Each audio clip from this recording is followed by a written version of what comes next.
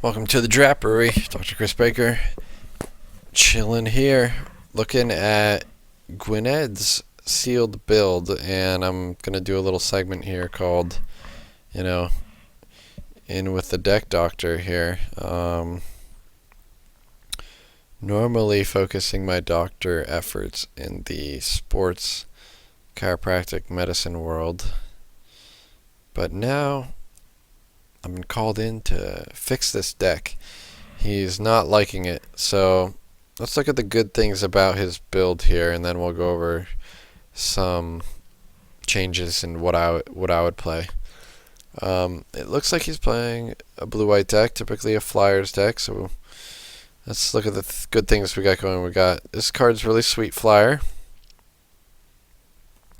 Sky Spawner is fantastic. Double Reckless Sculler, that's really good. Looters are just good, so we shouldn't flood out or anything. Calcite Snapper is really good. Shroud, it blocks anything, can hit for a lot of damage at some points in time. I'm playing this creature. Double Dawn Glare Invoker, that's really good. His creatures all have 1 toughness, so they're kind of susceptible to like Shrivel and Boiling Earth, but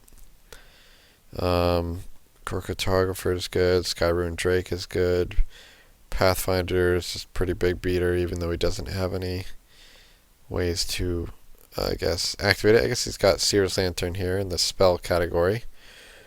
Guard Duty is solid, I guess. Puncturing Light's pretty good. And no real removal beyond those. So those are the good things about this deck. The bad things about this deck are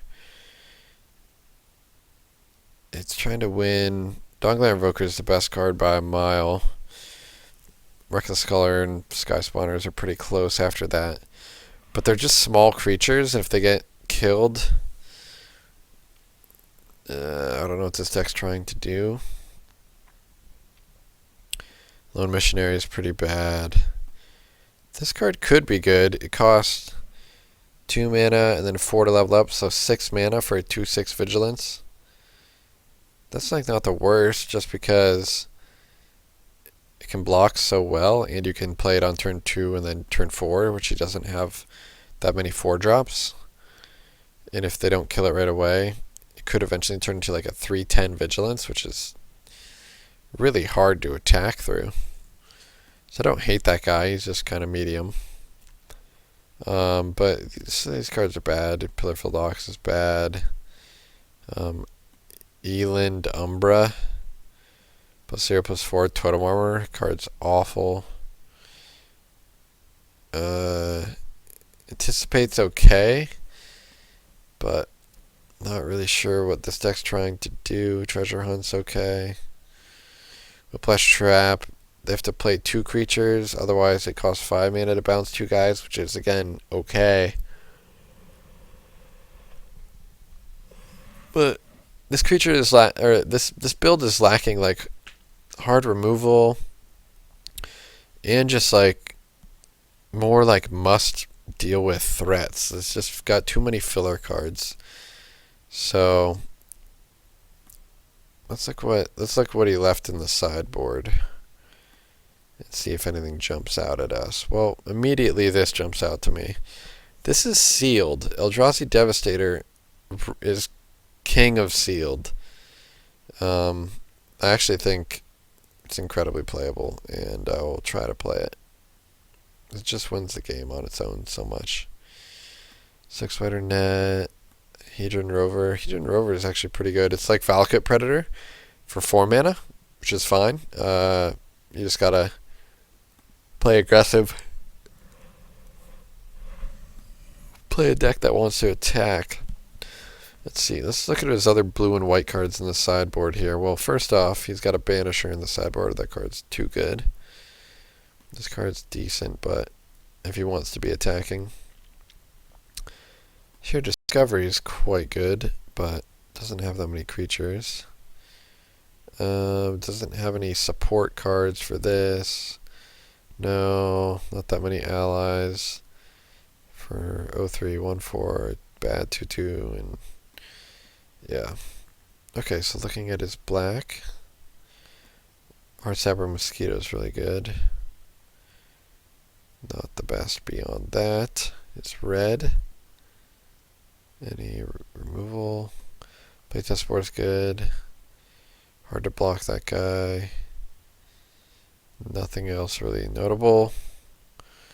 And then green. This thing could be good. Sideboard, maybe. Let's move these. Here.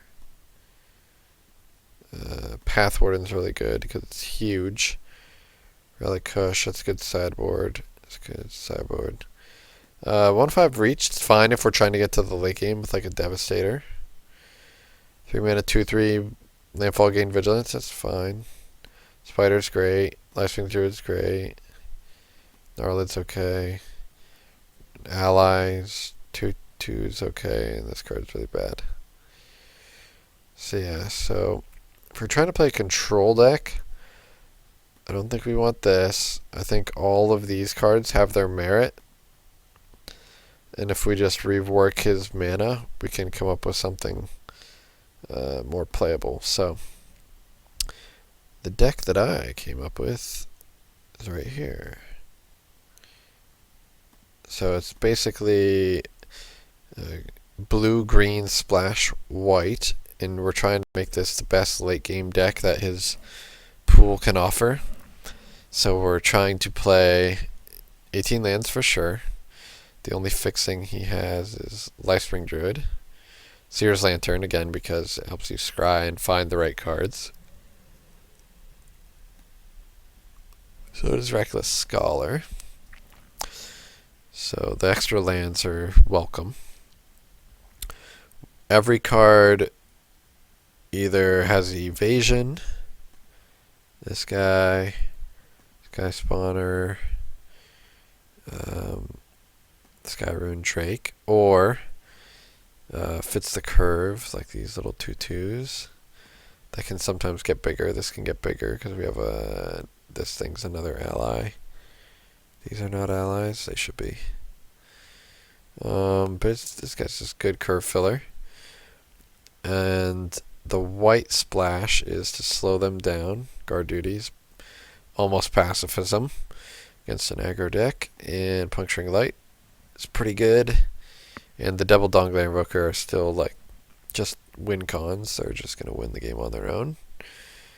And we get to upgrade by adding Serac Banisher and Eldrazi Devastator. Still get to run Anticipate and Treasure Hunt. Cut the negate. A lot of the other bad creatures, these green creatures, just do a little bit better job of being relevant in the early game. So as you can see, the mana's not great. The mana is the worst part about this deck, but at least this deck is powerful. Has must-answer threats. This Path Warden, this, like they can't kill all these things. The Druid is really nice too, being able to help. Get your mana sources. You get to play this spider, double spider.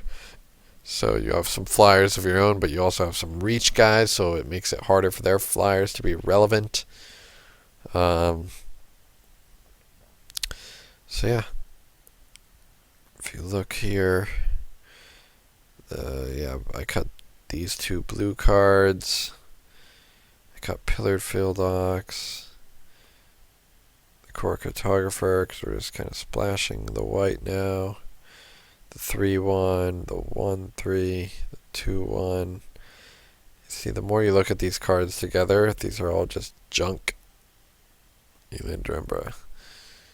So yeah, so these 1, 2, 3, 4, 5, 6, 7, 8, 9 cards. So got rid of a lot of junk. Sandstone Bridge. Don't think we play that when we're splashing it. Snapping Creeper, that card's close. I think I ended up cutting it ultimately for just something like this. It's because of the curve. We have millions of 3-drops, and we just want to be able to hit 2-drops more often.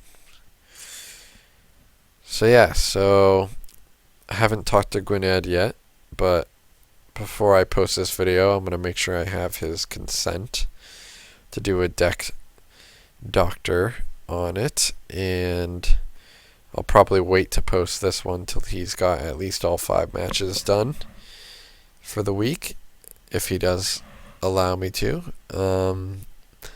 But I just really enjoy building sealeds. I'm really practicing sealeds a lot. Sealed and limited is what I mainly play at the Grand Prix level right now. I've made day 2 at the last 2 Grand Prix that I've played in. Grand Prix Vancouver and Grand Prix, what was the other one? Or at least the last 2 limited ones I played in. Didn't quite get there in a constructed one in Oakland. Salt Lake City. Yeah, Vancouver and Salt Lake City are the only 2 that I've had recently. So yeah. So I'm personally trying to get better at sealed. I like practicing it. I actually love looking at sealed pools now and building the best deck that I can. I used to just be a pure draft lover of sorts, and I still like draft more than sealed, but sealed is growing on me because it's just a different puzzle to solve.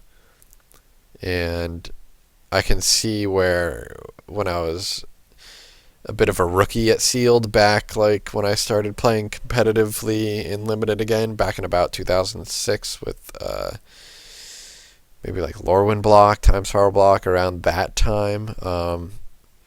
I just thought you had to get lucky, and I just didn't know how to maximize building pools, so I'm definitely trying to get better at that. So if you have a pool that you think is really, really bad, and you are playing in the Zendikar Unified Pauper Sealed League, and you would want me to do a little deck docker for it, I would be more than happy to.